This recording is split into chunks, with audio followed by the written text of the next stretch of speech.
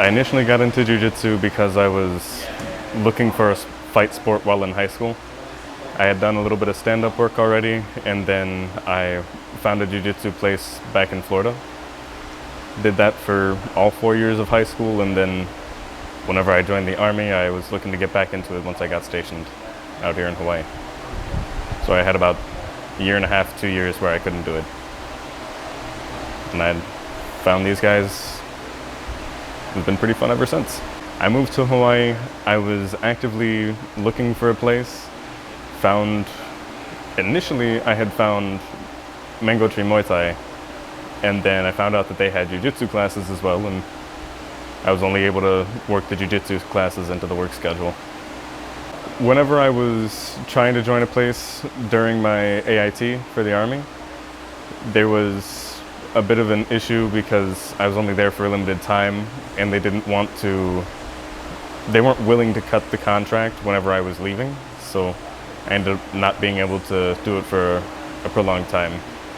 I competed once back in Florida for a gi and no gi white belt tournament, and I just wanted to see where I stack up. Now I'm planning to compete in Naga, and I can't remember the second one that I joined up for, but it's on December 3rd.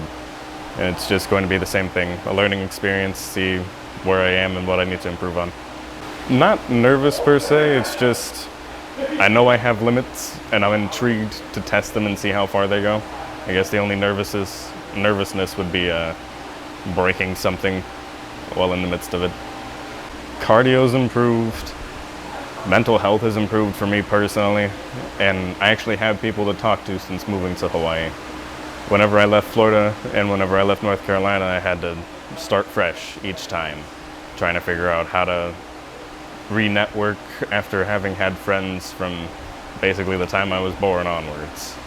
So coming out here and then my wife getting shipped out to Japan, it's kind of been interesting trying to get to know people. Getting back in shape for it was a bit of a challenge. Just the cardio is completely different from anything else that you do. Running will only take you so far. And I guess being wary of limits. So I'm trying to tap earlier instead of trying to force my way out of things or avoid them altogether. It's just relearning the simple stuff that keeps going over my head. Anytime that I'm not rolling with someone, I'm stepping back and watching other people that are avoiding the mistakes that I'm making, taking mental note, and then actually back at the house I have a notebook where I'm keeping track of the main points that I'm missing out on or the sweeps that I keep getting caught with. And I've been trying to find ways around it, and talking to Marcus has been helping as well. Honestly, as long as you come in and you tell whoever it is that you're going to see that you're completely fresh to it and you don't know what you're doing, just be honest with yourself and you'll be able to learn more.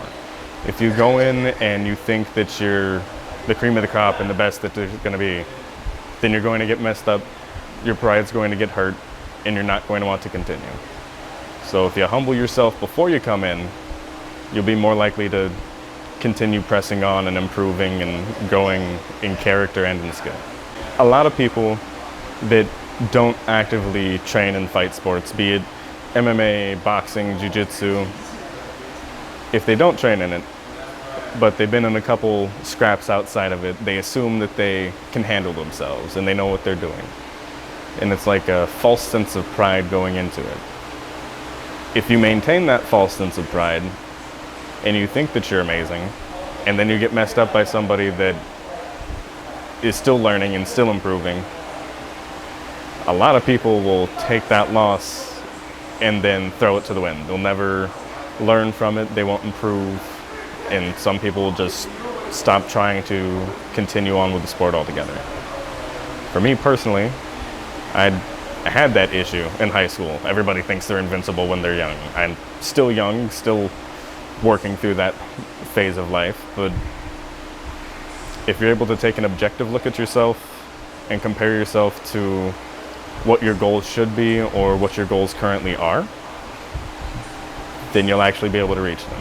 If you think that you're already there and you think that you're standing at the top of the hill, you haven't turned around and seen the mountain yet. You're not going to improve if you think that you're as good as you can be.